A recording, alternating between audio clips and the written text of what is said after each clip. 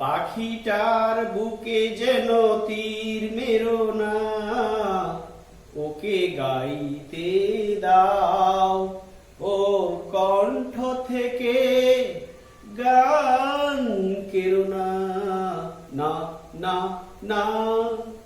পাখিটার বুকে যেন তীর মেরো না, ওকে গাইতে দাও, ওর কণ্ঠ থেকে গান কেরো না, না না না। সুপ্রিয় ছাত্রছাত্রীবৃন্দ, আজ 28 জুলাই 2020 খ্রিস্টাব্দ অনলাইন ক্লাসে তোমাদের স্বাগতম। আমি কৃষ্ণমোহন সিংহ, প্রভাষক, যুক্তিবিদ্যা, সরকারি শহীদ আকবর আলী বিজ্ঞান ও প্রযুক্তি মহাবিদ্যালয়, বালিয়াডাঙ্গি, ঠাকুরগাঁও। শিক্ষার্থীবৃন্দ, আমি আজ যুক্তিবিদ্যা 3য় ক্লাসে উপস্থিত হয়েছি।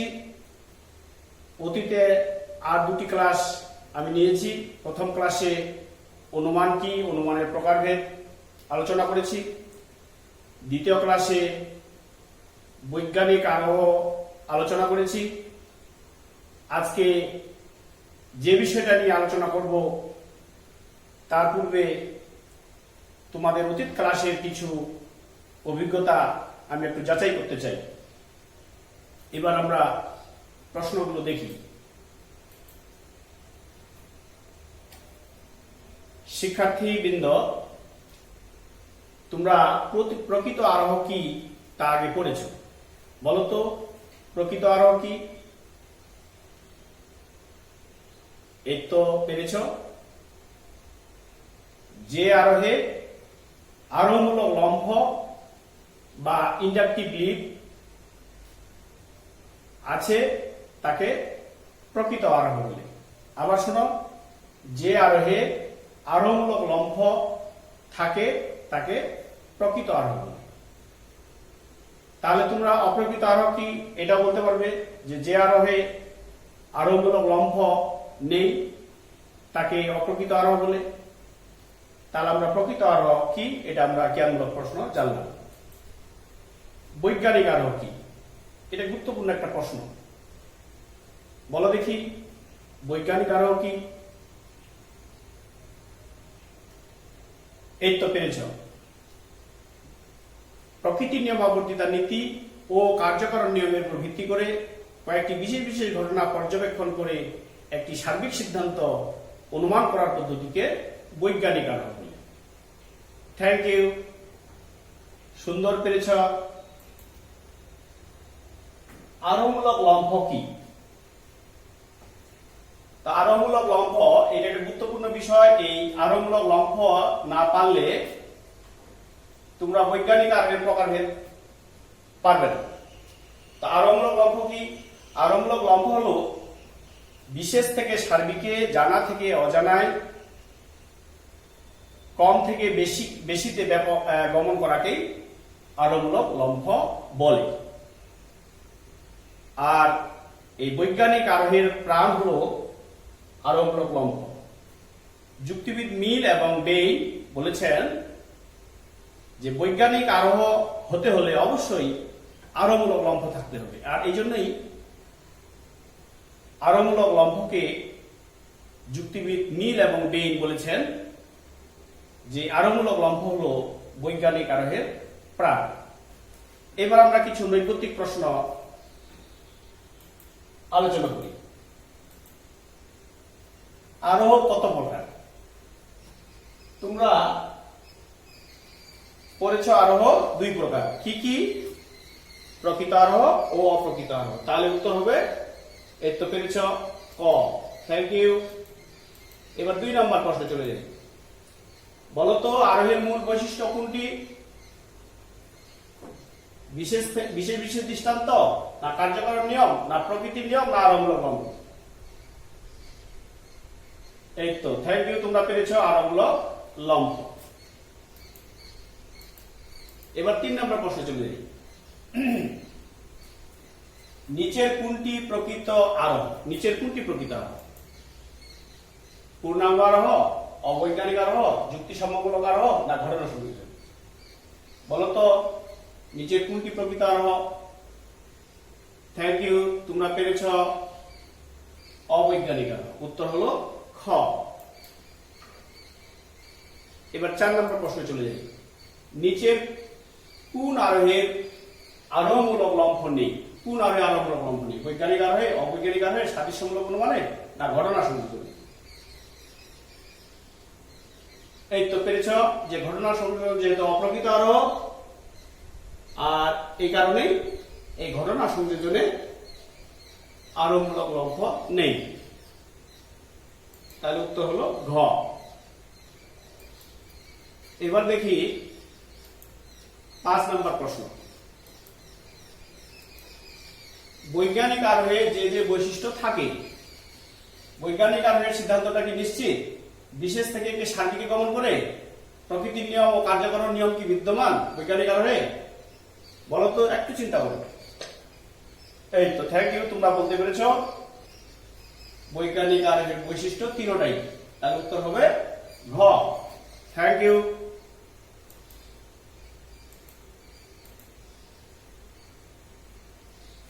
সুপ্রিয় ছাত্রছাত্রীবৃন্দ, আশা করি তোমরা অতীতের 2টি ক্লাস ভালোভাবে বুঝেছ বলে আজকে তোমরা উত্তরগুলো দিতে পেরেছ।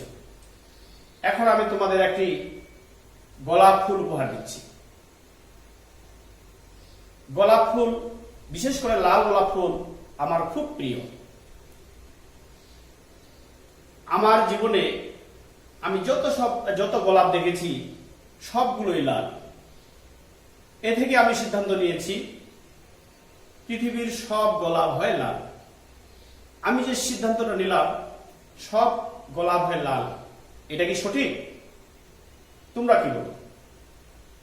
ও না, সঠিক না। তোমরা বলেছো যে আমরা তো হলুদ গোলাপও দেখেছি, সাদা গোলাপও দেখেছি। ও তাহলে আমার সিদ্ধান্তটা সঠিক হলো না। তাহলে আমরা আর কি কি গোলাপ দেখি? এই তো হলুদ গোলাপ আমরা দেখতে পাচ্ছি, আবার আমরা সাদা গোলাপও দেখতে পাচ্ছি। তাহলে আমার সিদ্ধান্তটা সঠিক নয়, অর্থাৎ সম্ভাব্য হতেও পারে, না হতে পারে। আমি কয়েকটি মাত্র গোলাপ দেখেছি,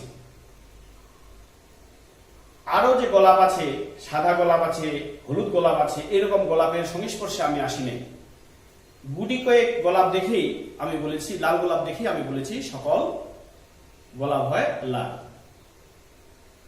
তাহলে তোমরা বুঝতে পেরেছ আমরা যে বিষয়টা নিয়ে আলোচনা আজকে করব, আমি যে সিদ্ধান্তটা নিলাম সব গোলাপ হয় লাল, এই সিদ্ধান্তটা যেহেতু নিশ্চিত নয়, সম্ভাব্য, তাহলে ধরতে পেরেছ যে আজকে কি বিষয় নিয়ে আমি আলোচনা করব। এই তো বুঝতে পেরেছ, আজকে আমরা আলোচনা করব অবৈজ্ঞানিক আরোহ। তাহলে তোমরা অবৈজ্ঞানিক আরোহের সংজ্ঞাটা, অবৈজ্ঞানিক আরোহ কি তা জানার আগে আমরা একটা শিখনফল একটু জেনে নিই। আজকে আলোচনা করব আমরা অবৈজ্ঞানিক আরোহ। আমরা শিখনফলটা একটু দেখে নিই। অবৈজ্ঞানিক আরোহের সংজ্ঞা তোমরা জানতে পারবে।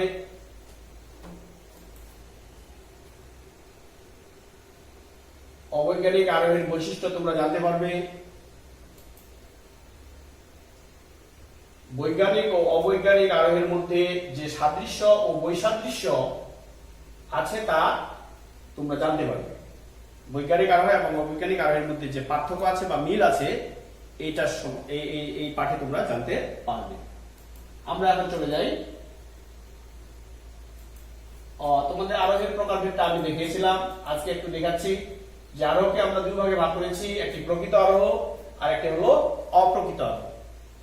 আমি বলেছিলাম যে আরোহে আরোহমূলক লম্ফ থাকে তাকে প্রকৃত আরোহ বলে, আর যে আরোহে আরোহমূলক লম্ফ থাকে না তাকে অপ্রকৃত আরোহ বলে। প্রকৃত আরোহ আবার 3 প্রকার: বৈজ্ঞানিক আরোহ, অবৈজ্ঞানিক আরোহ, সাদৃশ্যমূলক অনুমান। আবার অপ্রকৃত আরোহ 3 প্রকার: পূর্ণাঙ্গ আরোহ, যুক্তিসম্মমূলক আরোহ এবং ঘটনা সংযোজন।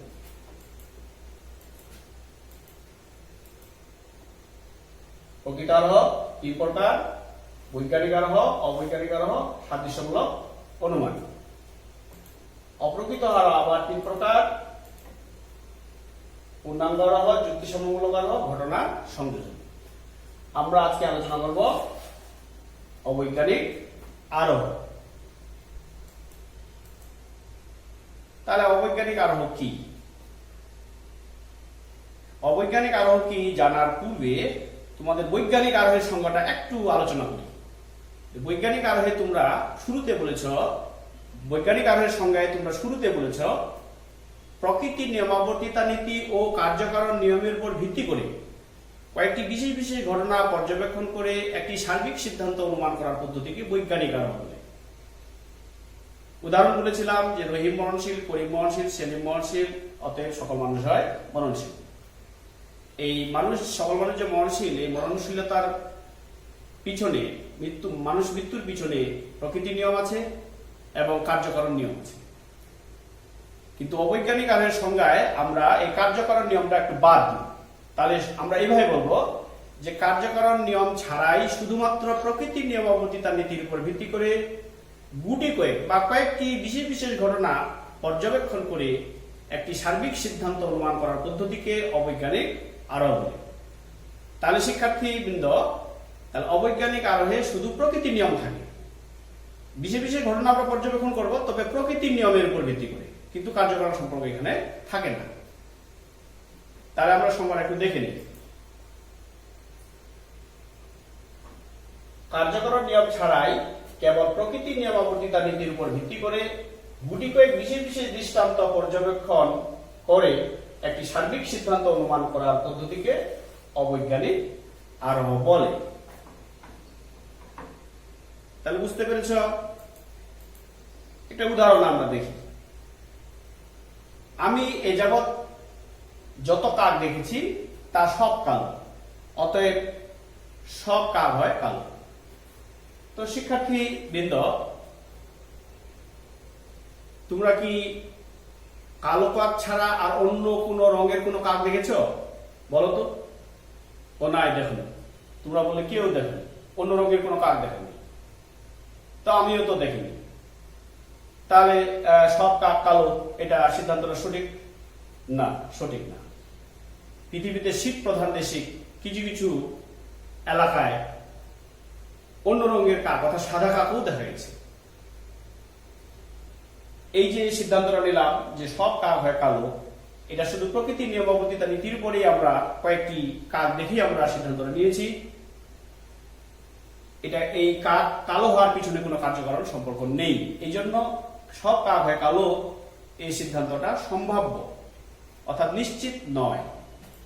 তাহলে আমরা কালো কাক দেখছি, কিন্তু অন্য রঙের কাক আমরা দেখি নেই। কিন্তু আমরা দেখবো শীত প্রধান এলাকায় এই সাদা কাকও আছে। তাহলে তোমরা বুঝতে পেরেছ যে অবৈজ্ঞানিক আরোহের সিদ্ধান্তটা নিশ্চিত নয়, অর্থাৎ সম্ভাব্য। কেন সম্ভাব্য? যে এখানে কার্যকারণ সম্পর্ক থাকে না, শুধুমাত্র প্রকৃতির নিয়মাবর্তিতা নীতির উপর ভিত্তি করে গুটি কয়েক দৃষ্টান্ত পর্যবেক্ষণ করেই আমরা সিদ্ধান্ত, একটা সার্বিক সিদ্ধান্ত গ্রহণ করি। আর এটাকেই বলা হচ্ছে অবৈজ্ঞানিক আরোহ। অবৈজ্ঞানিক আরোহের বৈশিষ্ট্যগুলো কি কি দেখি। যে অবৈজ্ঞানিক আরোহে একটি সার্বিক বাক্য প্রতিষ্ঠা করা হয়। সব কাক হয় কালো, এই সিদ্ধান্তটা কিন্তু একটা সার্বিক। তাহলে অবৈজ্ঞানিক আরোহের একটি সার্বিক বাক্য প্রতিষ্ঠা করা হয়, এটা একটা বৈশিষ্ট্য। 2 নম্বর বৈশিষ্ট্য, অবৈজ্ঞানিক আরোহে আরোহমূলক উল্লঙ্ঘন থাকে। আরোহমূলক উল্লঙ্ঘন কিন্তু থাকে, বৈজ্ঞানিক আরোহে থাকে, এটা তো থাকে। 3 নম্বর বৈশিষ্ট্যটা হলো অবৈজ্ঞানিক আরোহের সিদ্ধান্তটা প্রকৃতির নিয়মাবর্তিতা নীতির উপর নির্ভরশীল বা প্রতিষ্ঠা করা হয়। 4 নম্বরটা হলো অবৈজ্ঞানিক আরোহের সিদ্ধান্তটা কার্যকারণ নিয়ম প্রতিষ্ঠা করা হয় না, কার্যকারণ নীতিতে প্রতিষ্ঠা করা হয় না। অবৈজ্ঞানিক আরোহের যে সিদ্ধান্তটা, এটা কার্যকারণ নিয়মে প্রতিষ্ঠা করা হয় না। অবৈজ্ঞানিক আরোহের সিদ্ধান্তটা অবৈজ্ঞানিক আরোহে কার্যকারণ নীতিতে প্রতিষ্ঠা করা হয় না বলে এর সিদ্ধান্তটা সম্ভাব্য। অবৈজ্ঞানিক আরোহ কার্যকারণ নীতিতে প্রতিষ্ঠা করা হয় না বলে এর সিদ্ধান্ত সম্ভাব্য। আমরা এখানে 5টি বৈশিষ্ট্য আলোচনা করলাম, আরো বৈশিষ্ট্য আছে, ইম্পর্টেন্ট এই 5টি বৈশিষ্ট্য মনে রাখলেই হবে। বৈজ্ঞানিক এবং অবৈজ্ঞানিক আরোহের মধ্যে সাদৃশ্য। তাহলে আমরা দেখি যে সাদৃশ্য হলো যে বৈজ্ঞানিক আরোহ অবৈজ্ঞানিক আরোহ উভয় হলো প্রকৃত আরোহ। তাহলে বৈজ্ঞানিক অবৈজ্ঞানিক উভয় আরোহ প্রকৃত আরোহের অন্তর্ভুক্ত। আর বৈজ্ঞানিক অবৈজ্ঞানিক উভয় আরোহে আরোহমূলক লম্ফ আছে, উভয়টাতেই আছে, এটা মিল আছে। বৈজ্ঞানিক ও অবৈজ্ঞানিক উভয় আরোহের সিদ্ধান্তটা প্রকৃতি নিয়ম ও গতিতা নীতিতে প্রতিষ্ঠিত হয়। দুইটাই প্রকৃতির নিয়মে প্রতিষ্ঠিত হয় সিদ্ধান্তটা।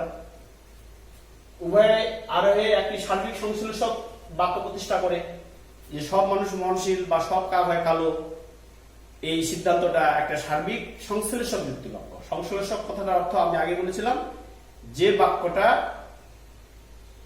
উদ্দেশ্য সম্বন্ধে বিধেয়ের একটা নতুন জ্ঞান দিবে, সেই বাক্যটাকে সার্বিক সংশ্লেষক বাক্য বলে বা সংশ্লেষক বাক্য বলে। তাই সংশ্লেষক যুক্তি বাক্য প্রতিষ্ঠা করা হয়।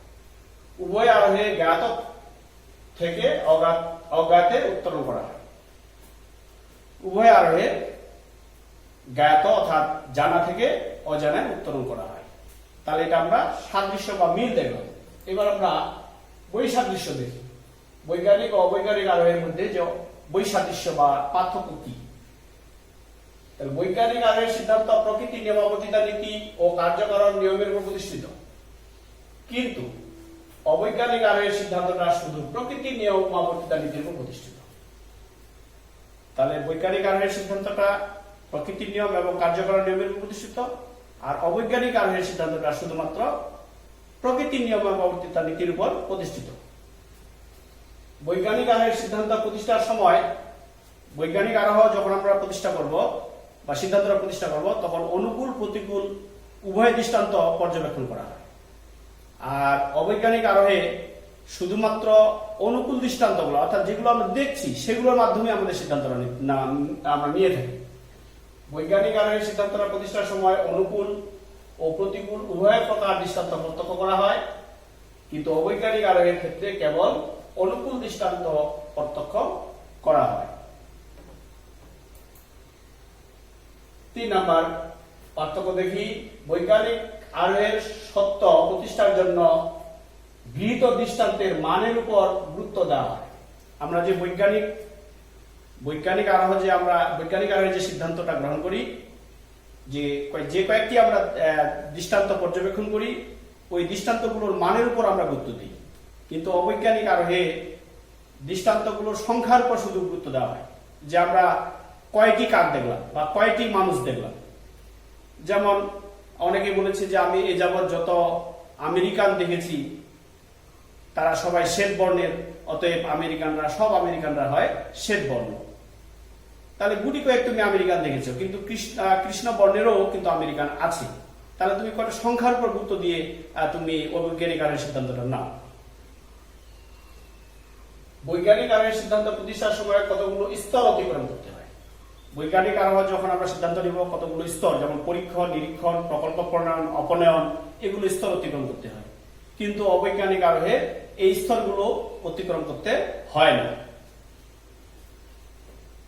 বৈজ্ঞানিক আরোহের সিদ্ধান্তটা কার্যকারণ নিয়মে প্রতিষ্ঠিত হয় বলে এর সিদ্ধান্ত নিশ্চিত। বৈজ্ঞানিক আরোহের সিদ্ধান্ত নিশ্চিত যে সব মানুষের মননশীল, এটা নিশ্চিত, এটা বৈজ্ঞানিক দৃষ্টিকোণ থেকে সত্য, এটা বাস্তব। কেননা যে বৈজ্ঞানিক আরোহের সিদ্ধান্তটা কার্যকারণ নিয়মের উপর প্রতিষ্ঠিত হয়, কিন্তু অবৈজ্ঞানিক আরোহের সিদ্ধান্তটা কার্যকারণ নিয়মের উপর প্রতিষ্ঠিত হয় না বলে এর সিদ্ধান্তটা সম্ভাব্য হয়। বৈজ্ঞানিক আরোহের সিদ্ধান্ত কার্যকারণ নিয়মের উপর প্রতিষ্ঠিত হয় বলে এর সিদ্ধান্ত নিশ্চিত হয়, কিন্তু অবৈজ্ঞানিক আরোহের সিদ্ধান্ত কার্যকারণ নিয়মের উপর প্রতিষ্ঠিত হয় না বলে এর সিদ্ধান্ত নিশ্চিত হয় না বা সম্ভাব্য হয়। পাঠ মূল্যায়ন। তোমরা অবৈজ্ঞানিক আরোহ কি অবৈজ্ঞানিক আরোহের সিদ্ধান্তটা সম্ভাব্য ব্যাখ্যা করো। এটা তোমরা একটু ভালো করে বাড়িতে পড়ে একটু লিখে নিবে। আমি আগামী ক্লাসে, চতুর্থ ক্লাসে আমি তোমাদের এইগুলো প্রশ্ন ধরবো। অবশ্যই তোমাদের এই ক্লাসগুলো শুধু দেখলেই হবে না, বাড়িতে বই, যারা বই কিনোনি বই কিনবে, বই কিনে এই পাঠগুলো মিলাই দেখবে, তাহলে তোমরা অনেকটা এগিয়ে যাবে। আমরা যে এই শ্রম দিচ্ছি বা এই যে অনলাইন ক্লাস দিচ্ছি, তোমরা কলেজে আসতে পারো না, তাতে কিন্তু আমাদের লেখাপড়া থেমে থাকবে না। আমরা এইভাবেই অনেক দূর এগিয়ে যাব এবং তোমাদের বন্ধু বান্ধবী যারা আছে তাদেরকেও তোমরা বলবে যে সরকারি শহীদ আকবর আলী বিজ্ঞান ও প্রযুক্তি মহাবিদ্যালয়ে অনলাইন ক্লাস শুরু হয়েছে, তোমরা সবাই অনলাইনে ক্লাস করো। তাহলে আমরা আগামী দিনে যা পড়বো আমরা সাদৃশ্যমূলক অনুমান। সাদৃশ্যমূলক অনুমান আমরা এর পরে পড়ব। তো তোমরা অবৈজ্ঞানিক আরোহ এটা সম্বন্ধে ভালোভাবে জানছ। এরপরে আমরা সাদৃশ্যমূলক অনুমান জানব। তো প্রিয় শিক্ষার্থী বৃন্দ, আজকে এই পর্যন্তই। তোমরা ঘরে থেকো, সুস্থ থেকো, বাড়িতে